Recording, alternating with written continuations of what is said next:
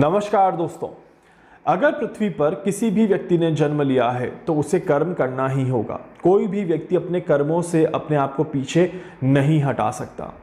एक सज्जन ने एक सवाल पूछा था मुझे कि अगर सारी चीज़ें पहले से ही निर्धारित हैं तो फिर क्या हम कर्म करना छोड़ दें। क्योंकि मैं अक्सर अपने वीडियोस में कहता हूं कि ये घटना पहले से ही निर्धारित थी, ये घटना ग्रहों के माध्यम से हो रही है। इस घटना के पीछे ग्रहों का अपना एक स्ट्रक्चर है और ग्रहों ने पहले ही निर्धारित कर दिया था कि ये होना है।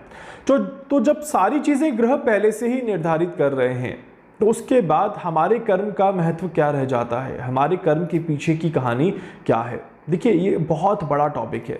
मैं डेफिनेटली किसी दिन इस चीज़ के ऊपर एक डेडिकेटेड वीडियो आप सभी को बना करके ज़रूर दूंगा। बट आप सभी को एक चीज़ अपने दिमाग में बिठा लेनी चाहिए कि पृथ्वी पर कोई भी शक्ति कर्म को बाहर आने से रोक नहीं सकती, कर्म को प्रकट करने से रोक नहीं सकती। नेपाल में जो हुआ ये भी एक कार्मिक पैटर्न था और नेपाल में आज जिस तरह के हालात हैं ये भी बिल्कुल ग्रहों की वजह से ही हैं।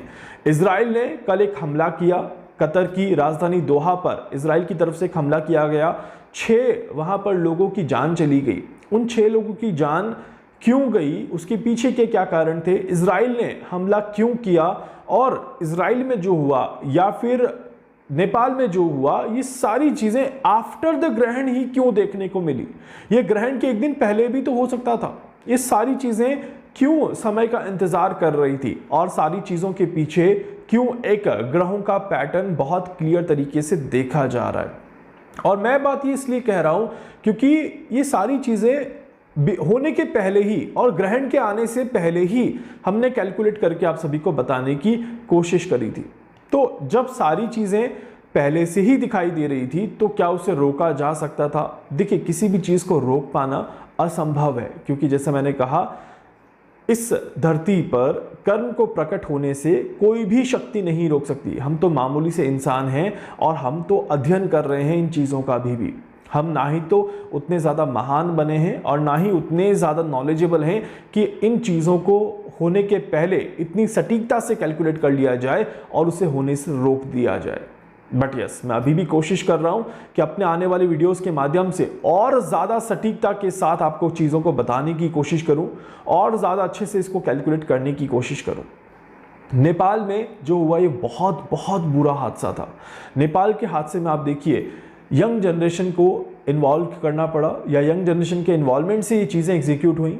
एक महिला की मृत्यु बहुत ज़्यादा हाईलाइट हुई। पीएम ने इस्तीफा दे दिया और गवर्नमेंट पूरी तरह से बदल गई। तख्ता पलट यहां पर देखने को मिला। अब अगर आप मेरी वीडियोस को देखेंगे तो तख्ता पलट या फिर किसी बड़े पद पर आसीन व्यक्ति का इस्तीफा देना या फिर किसी बड़ी सरकार का परिवर्तन देखना, ये सारी चीजें मैं आपको तब से कह रहा हूं जब सूर्यदेव ने सिंह राशि में प्रवेश किया था। उसके बाद ग्रहण की इक्वेशन भी यही दिखाई दे रही थी और उसके बाद कई सारे ग्रहों का इन्वॉल्वमेंट भी इसी तरफ इशारा कर रहा था। ये सारी चीजें क्योंकि ग्रहों ने ऐसा स्ट्रक्चर बना रखा है, इस वजह से ही हमें देखने को मिली। 1 महीना पहले ये घटना नहीं हुई। मैं कह रहा हूं ग्रहण के पहले भी ये घटना नहीं हुई क्योंकि ग्रहण ने इन चीजों को ट्रिगर किया। ग्रहण के बाद इन चीजों में एक बल देखने को मिला और ग्रहण हमेशा पॉजिटिव और नेगेटिव चीजों की तरफ बल का काम करता है। इसीलिए ग्रहण इतना महत्वपूर्ण हो जाता है। कोई भी जब भी कोई ग्रह राशि परिवर्तन करता है, जब भी कोई ग्रह किसी दूसरे ग्रह के संपर्क में आता है, जब भी कोई ग्रह कोई नक्षत्र परिवर्तन करता है, तो यहाँ पर देश और दुनिया में बदलाव देखने को मिलते हैं और इस बदलाव के पीछे कई सारे महत्वपूर्ण रीजन देखे जाते हैं। ग्रहण भी उसमें से एक बड़ा रीजन है और इसीलिए हर बार हर ग्रहण को बहुत ही ज़्यादा प्रभावी तौर पर माना जाता है, बहुत प्रभावी तौर पर उसकी कैलकुलेशंस करी जाती हैं। नेपाल में जो हुआ, नेपाल में जो विध्वंसक चीज देखने को मिली, जो एक बहुत बड़ी आप कह सकते हैं नेगेटिव चीज देखने को मिली, ये नेगेटिविटी अभी बहुत जल्दी खत्म होने वाली नहीं है। नेपाल अभी आने वाले 1 साल तक, 1 से 1.5 साल आप मान लीजिए, 2026 का पूरा साल निकलेगा, नेपाल एक कार्मिक बैलेंसिंग साइकिल में इंक्लूड हो चुका है और ये कार्मिक बैलेंसिंग साइकिल नेपाल की सत्ता को परिवर्तित करेगी, नेपाल के लोगों की सोच को बदलेगी, नेपाल का रहन सहन बदलेगा, नेपाल की दिनचर्या बदलेगी और नेपाल का दुनिया में एक नाम बदलता हुआ नजर आएगा। देखिएगा आप आने वाले 1.5 साल नेपाल के लिए बहुत ही ज्यादा महत्वपूर्ण साल रहेंगे और इन 1.5 सालों में इस तरह की घटनाएं बार बार देखने को मिल सकती हैं। अगर हम थोड़ा सा पीछे का एक स्ट्रक्चर उठा करके देखें तो हम एक समय अंतराल में ये चीज़ें बार बार देखने को मिल रही हैं। अफगानिस्तान हमने देख लिया, श्रीलंका हमने देख लिया, बांग्लादेश हमने देख लिया, हमने नेपाल देख लिया और कुछ दिनों पहले म्यांमार में भी इस तरह की घटनाएं हो रही थी। थाईलैंड में भी हमने सत्ता परिवर्तन देखा। हर एक पैटर्न पर सत्ता बदलते हुए नजर आ रही है, हर एक पैटर्न पर कहीं ना कहीं इक्वेशंस चेंज होते हुए नजर आ रही हैं, ग्रह बदल रहे हैं, स्वरूप बदल रहा है, बट कार्मिक बैलेंसिंग साइकिल जो है वो वहीं पर अपना काम कर रही है। और कुछ बड़े लीडर्स चीज़ों को डोमिनेट करने की कोशिश कर रहे हैं, चीज़ों को लीड करने की कोशिश कर रहे हैं, चीज़ों को हथियाने की कोशिश कर रहे हैं, ऐसा भी आप देख सकते हैं। अब ये कार्मिक बैलेंस साइकिल क्या अभी खत्म हो चुकी है? क्या नेपाल में जो हुआ वो आखिरी था? क्या अब और कहीं पर नहीं होगा? तो ये कहना बिल्कुल गलत है कि ये आखिरी था। अभी इस तरह की चीज़ें और भी देखने को मिलेंगी। मैं अगेन कह रहा हूँ, ये समय तो अभी आंदोलनों का, प्रोटेस्ट का एक शुरुआत को लेकर के आ रहा है। अभी 2025 का जो ये पूरा साल रहेगा, इस पूरे साल में आने वाले जो भी महीने हैं, सितंबर, अक्टूबर, नवंबर, दिसंबर, इन सभी महीनों में इस तरह की चीज़ें हमें बार बार देखने को मिलेगी, इस तरह की गतिविधियां हमें बार बार देखने को मिलेगी। और ये सिर्फ एक देश में नहीं, ये कई सारे देशों में हमें देखने को मिलेगा। अमेरिका ले लीजिए, ऑस्ट्रेलिया ले लीजिए, यूरोपियन कंट्रीज ले लीजिए, अफ्रीकन कंट्रीज ले लीजिए, हर जगह पर इस तरह की चीज़ें हमें देखने को मिलेंगी। इवन दो भारत में भी इस तरह की चीज़ें बहुत ज़्यादा उग्र तरीके से आगे बढ़ जाए, भारत में भी कुछ स्टूडेंट्स का नाम हाईलाइट हो जाए, तो इस तरह के योग यहाँ पर ज़रूर देखने को मिलते हैं। भारत में भी कुछ आतंकवादी संगठन अपना काम करने की कोशिश करेंगे, भारत में कुछ आतंकवादियों को मार गिराया जाएगा, इस तरह के संकेत यहाँ पर दिखाई देते हैं। साथ ही साथ किसी यूनिवर्सिटी का नाम अचानक से हाईलाइट हो जाए, तो इस तरह की भी चीज़ें यहाँ पर देखने को मिलती हैं। तो ये समय जो है ये डेफिनेटली मीडिया के लिए भी बहुत इंपॉर्टेंट समय बनता है। मीडिया में भी कुछ बहुत इंपॉर्टेंट चीज़ें हाईलाइट होते हुए नजर आएंगी, कुछ बहुत ज़्यादा ब्रेकिंग न्यूज़ हम सभी को देखने को मिलेगी जो हमारे मन को विचलित करे। अगेन चंद्र ग्रहण का प्रभाव अभी एक शुरुआती चरम पर है, अभी ये पीक पर पहुंचेगा और पीक पे पहुंचने के बाद ये डिटोरेट जब होगा तब चीज़ें थोड़ी सी बैलेंस होना शुरू होंगी। बट इसी बीच में चंद्र ग्रहण के साथ साथ सूर्य ग्रहण भी अपने कदम आगे बढ़ाता हुआ नजर आ रहा है। स्थितियां यहाँ पर राहु के माध्यम से अगर देखा जाए तो अभी भी फ्लक्चुएट होते हुए ही दिखाई देती है। एक हादसा हमने चंद्र ग्रहण के बाद देखा, इट मीन्स कि हमें एक हादसा सूर्य ग्रहण के बाद और भी देखने को मिलेगा, इसे डिनाई नहीं किया जा सकता। तो जो भी चीज़ें अभी देश में और दुनिया में हमें देखने को मिल रही है, इन चीज़ों के पीछे आप सभी का मन ज़रूर बहुत ज़्यादा आप अपने आप को अपसेट महसूस करेंगे, बहुत ज़्यादा मन उदास होता हुआ नजर आएगा।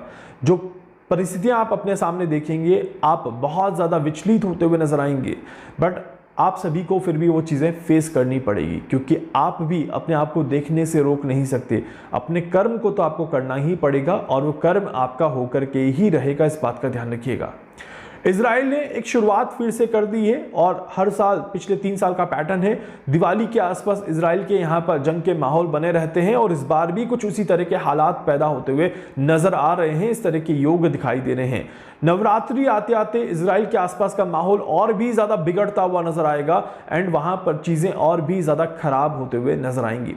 इसके अलावा ये समय साउथ दिशा की तरफ बदल रहा है, साउथ में एक टर्न देखने को मिल रहा है और साउथ की तरफ टर्न अगर हम देखें तो साउथ में कुछ स्थितियों को और विचलित करता हुआ नजर आएगा। भारत का साउथ ले लीजिए, हर एक कंट्री का साउथ ले लीजिए और वर्ल्ड का साउथ ले लीजिए, जो कि आपका ऑस्ट्रेलिया की तरफ ले लीजिए, न्यूजीलैंड की तरफ ले लीजिए, यहाँ पर भी कुछ बड़े मुद्दे उठते हुए नजर आएंगे। इंडोनेशिया की तरफ भी कुछ बहुत बड़ी चीजें हाईलाइट होते हुए नजर आएंगी। इस तरह के योग बनते हैं। कोई बहुत बड़ा ज्वालामुखी विस्फोट आपको देखने को मिल जाए फिर से एक बार, जिसकी वजह से बहुत बड़ा नुकसान हाईलाइट हो जाए, तो ये भी आप देख सकते हैं। एंड मैं अगेन कहूंगा, कुछ इस तरह की घटनाएं अभी भी होंगी जिसमें लोग सड़कों पर आएंगे, लोगों के अंदर आक्रोश होगा, लोग काफी ज्यादा विचलित रहेंगे। किसी भूकंप की वजह से लोग सड़कों पे आ सकते हैं, कोई विद्रोह की वजह से लोग सड़कों पे आ सकते हैं, किसी आंदोलन की वजह से लोग सड़कों पे आ सकते हैं, या फिर किसी ज्वालामुखी विस्फोट की वजह से भी लोग सड़कों पे आ सकते हैं।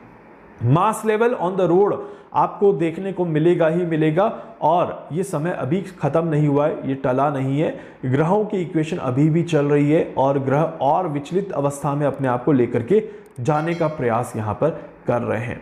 तो अगेन ये सारी चीज़ें पहले से निर्धारित हैं और अनफॉर्चुनेटली इन चीज़ों को होने से हम रोक नहीं सकते, क्योंकि विश्व बहुत बड़ा है, विश्व का दायरा बहुत बड़ा है। आप कहाँ कहाँ पर रोकेंगे, किस किस को रोकेंगे। बट ये ज़रूर कहूँगा कि जब केओस एक लिमिटेड टाइम के लिए है, जब केओस के पीछे की एक रणनीति ग्रहों की बहुत क्लियर है, तो वहाँ पर विश्व पूरा आग में दहक जाए, विश्व पूरा एक तरफ चला जाए, इस तरह के योग यहाँ पर नहीं दिखाई दे रहे। इट मीन्स सारी चीज़ें होंगी कंट्रोल पैटर्न में होंगी और एक सीमित दायरे में एक सीमित समय के लिए रहेगी। इसके बाद सारी चीज़ें फिर से बेहतर होते हुए नजर आएंगी। नेपाल का जो आज समय चल रहा है, मैंने जैसे बताया आप सभी को, 1.5 साल का समय नेपाल के लिए रहेगा। नेपाल की जो मैंने कुंडली का अध्ययन किया है, इस घटना का जो मैंने अध्ययन किया है, इसके बेसिस पर जो मेरी कैलकुलेशंस आ रही हैं, ये 1.5 साल की नेपाल के लिए एक संघर्ष की स्थिति को दिखाती है। नेपाल में नई सरकार बनेगी और नई सरकार थोड़ा समय बिताएगी, उसके बाद चीज़ें थोड़ी सी बेहतर होते हुए नजर आएंगी। तो इसीलिए अगर आप सभी नेपाल में रहते हैं या आपके कोई भी जानकार नेपाल में रहते हैं, तो उन तक ये मैसेज ज़रूर पहुंचा दीजिएगा कि 1.5 साल अभी थोड़ा सा बच के रहें और नेपाल का उत्तर और नेपाल का दक्षिण थोड़ा सा हाईलाइट रहेगा। तो अगर आप वहां पर कहीं पर भी हैं तो थोड़ा सा अपने आप को सिक्योर करके चलें, ताकि आप सभी को किसी भी तरह की कोई परेशानी ना देखने को मिले। उम्मीद करता हूं कि आप सभी मेरी बात को समझे हैं और कार्मिक पैटर्न को लेकर के आप सभी भी चल रहे हैं। इस बात का ध्यान रखिएगा, आप अपने आप को भी रोक नहीं सकते। वीडियो को लाइक कर दीजिएगा, चैनल को सब्सक्राइब कर दीजिएगा, बेल आइकन पे जरूर से क्लिक करिएगा। कुछ भी पूछना चाहते हैं, जानना चाहते हैं, अपने बारे में कुछ भी समझना चाहते हैं, आप मुझसे संपर्क कर सकते हैं। मैं पूरी कोशिश करूंगा आप सभी की हर संभव मदद यहां पर कर सकूं। धन्यवाद।